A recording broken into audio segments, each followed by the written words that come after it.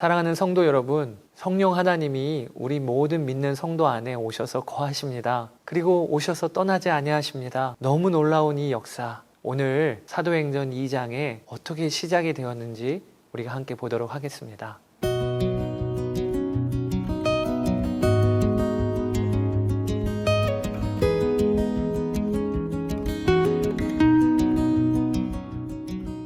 할렐루야, 주님의 이름으로 축복합니다. 오늘은 사도행전 2장을 함께 보시겠습니다. 부활하신 예수님은 제자들과 40일을 함께 사셨습니다. 그리고 아버지께서 약속하신 성령을 기다리라 말씀하시고는 승천하셨어요. 이제 120명의 제자들은 다락방에 모여 기도합니다. 그리고 그들이 그렇게 기도하기 시작한 10일째가 되던 날, 이스라엘 절기로는 오순절이 되었습니다. 오순절은 헬라어 단어가 50일 되는 날이라는 뜻입니다. 6월절 이후 첫 안식일부터 계산하여서 50일이 되는 날, 오순절이 되는 것입니다. 여러분, 구약에서 6월절은 어떤 날이었죠? 예, 맞습니다. 이스라엘 백성이 애굽 땅 종되었던 삶에서 나올 때 어린 양의 피를 문설주에 바름으로 죽음에서 건짐을 받았던 날이 6월절이었죠. 이 6월절 이후에 50일이 되는 날, 하나님은 오순절을 지키라고 하시면서 이날에는 모든 이스라엘 백성들은 내게로 나아오라 명령하셨어요. 그래서 이스라엘 백성들이 지킬 3대 절기 중 하나가 오순절입니다. 그래서 오늘 본문에 보면 로마 각 지역에 흩어져 살던 유대인들이 예루살렘으로 올라와 있었던 것입니다. 오순절 지키려고요. 역사적으로 보면 이스라엘 백성들이 6월절을 통해 애굽에서 나오게 된 50일이 되던 날에 시내산에 그들이 머물러 있을 그때에 하나님이 이스라엘 백성들에게 강림하셔요. 출애굽기 19장의 내용입니다. 그런 점에서 오늘 사도행전 2장 1절에 오순절 날이 이미 이르매 라는 말씀은 매우 중요한 의미를 갖고 있는 것입니다. 6월절 이후 50일이 되던 날, 하나님이 백성들에게 시내산에서 내려오셨던 것과 같이 신약으로 보면 6월절인 예수님의 십자가 죽음 이후에 50일이 되는 날, 성령님이 성도들에게 내려오신 것입니다. 사랑하는 여러분, 이처럼 오순절 성령 강림 사건은 제자들이 기도하다가 그 기도가 최고조에 이르렀기에 벌어진 일이 아닙니다. 즉, 우연히 일어난 일이거나 또 인간의 노력으로 발생된 것이 아니고 오순절 성령 강림 사건은 죄인인 우리와 함께 하시기를 그렇게 원하셨던 하나님의 정확한 계획이 성취된 일이었습니다. 여러분, 하나님이 왜 오순절에 맞춰서 성령님을 보내셨을까요? 그것은요, 성령님의 오심이 어떤 의미인지를 분명히 알려주시기 위함이에요. 성령님이 오신 것은 어떤 힘이나 지혜가 우리 안에 부어진 사건이 아닙니다.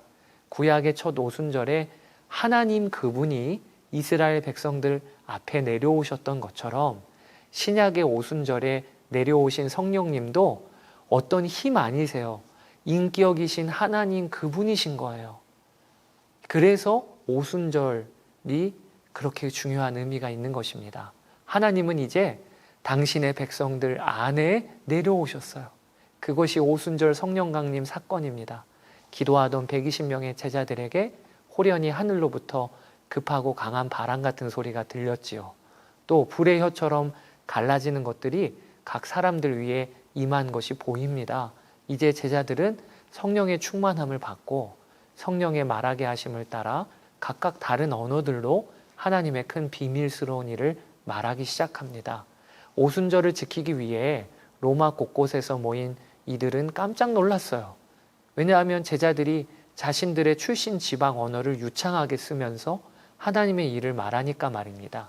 그들은 놀라며 당황하였고 어떤 이들은 제자들을 조롱하여 이르되 저들이 세술에 취하였다고 말했습니다. 이상이 오순절 성령 강림에 일어난 모습이에요. 한마디로 시끌벅적한 상황이 펼쳐진 겁니다.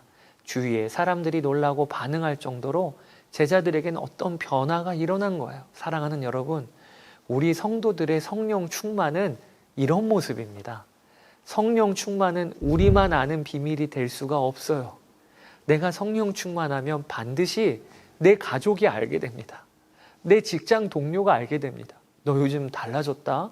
말이 달라지고 행동이 달라지고 이런 평가를 듣게 되는 거예요. 또 성령 충만은 내 입술의 언어를 바꿉니다. 또 성령 충만은 내 관점을 바꾸어 하나님의 일을 보게 합니다. 이런 성령의 충만한 역사가 우리 모두에게 일어나기를 기도합니다. 여기서 짚고 넘어갈 것이 구약에도 성령님은 역사하셨다는 것이에요. 성령님은 우선 창조에 관여하셨어요. 창세기 1장 2절에 보세요. 또 성령님은 구약 곳곳에 하나님의 사람들에게 임하셔서 역사하셨어요. 이처럼 성령님은 사도행전 2장 이전에도 역사하셨습니다. 그러면 오순절 성령 강림 사건은 그 이전의 성령의 역사와는 무슨 차이가 있는 것일까요? 이전에는요, 성령님이 오신 것은 특정한 사람에게 매우 임시적으로 오셨어요. 그러나 오순절 성령 강림 이후에는 성령님은 예수님을 영접하는 모든 육체 가운데 오시게 되었습니다. 그것이 오늘 본문에도 다루어지는 요엘서의 약속이에요. 한번 읽어보시기 바랍니다. 또 오순절 성령 강림 이후로 성령님은 성도 안에 아예 자리를 잡고 함께 사시게 되었습니다. 이제 성령님은 임시로 잠시 들리시는 분이 아니세요.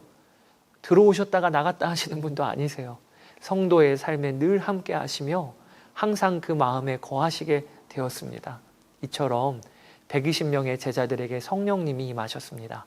그들은 성령의 충만함을 받고 방언으로 말하기 시작하였는데 그때의 시간이 제3시, 우리 시간으로 하면 오전 9시였습니다. 그리고는 제자들 중에 베드로가 일어나 담대히 복음을 전파하기 시작합니다. 그 복음 전파의 내용은요, 우선 우리가 술에 취한 것이 아니고 구약의 요엘서에서 약속되었던 성령님을 받은 것임을 그가 밝혀요. 그러면서 구약 성경을 근거로 하여 예수 그리스도가 누구신지, 그리고 예수님의 죽음과 부활, 그리고 성령님의 오심을 차근차근히 증거합니다. 베드로는 특히 다윗의 시편을 언급하면서 다윗 왕이 기록한 시편에 보면 왕이었던 그가 고백하기를 내 앞에 계신 주를 배웠습니다. 주의 거룩한 자가 썩음을 당하지 않을 것입니다. 시편 16편이죠. 또 주께서 내 주에게 말씀하시기를 너는 내 우편에 앉아있으라. 시편 110편이라고 쓴 것이 바로 죽으시고 부활하셨으며 하늘 보좌에 앉으신 예수 그리스도를 가리키고 있는 것임을 밝힙니다. 즉 예수님의 죽음과 부활, 승천은 성경에 이미 기록되어 있으며 여러 믿음의 사람들을 통해 이미 예언된 것임을 드러낸 것입니다. 지금 베드로의 설교를 듣는 이들은 대부분 유대교적 배경을 갖고 있는 이들이었어요. 그들에게 있어서 가장 존경하는 인물 중 하나가 다윗이었습니다. 그런 그들에게 베드로가 다윗을 언급하며 그가 쓴 시편을 갖고 복음을 전하니 이게 얼마나 적절하고 지혜로운 일입니까? 이런 말과 지혜가 어떻게 갈릴리 어부였던 베드로, 또 주님이 십자가 지실 때 도망치기 바빴던 베드로에게서 나올 수 있었을까요? 이게 오직 성령님의 역사인 겁니다. 성령님이 베드로 안에 거하시면서 복음 전할 지혜의 말씀을 주신 거예요.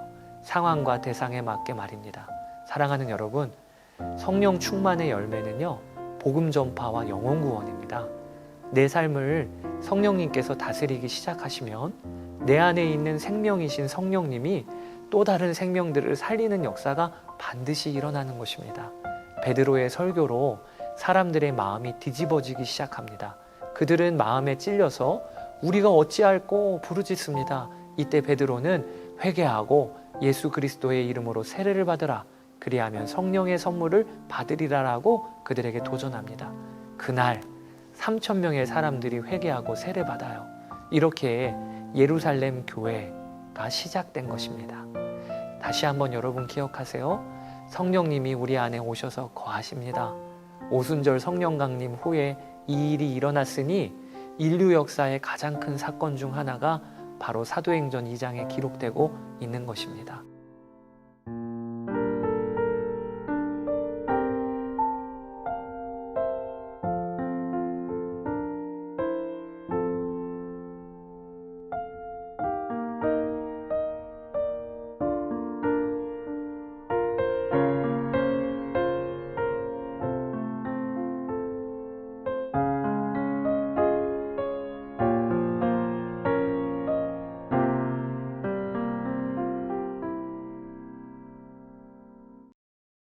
사랑하는 여러분, 우리가 정말 기도를 제대로 하고 있는지 어떻게 알 수 있을까요? 그 방법이 있습니다. 그것은 내 삶에 사랑의 열매가 맺어지는가를 보면 압니다. 기도와 사랑은 한 쌍입니다. 사도행전 3장 보도록 하겠습니다.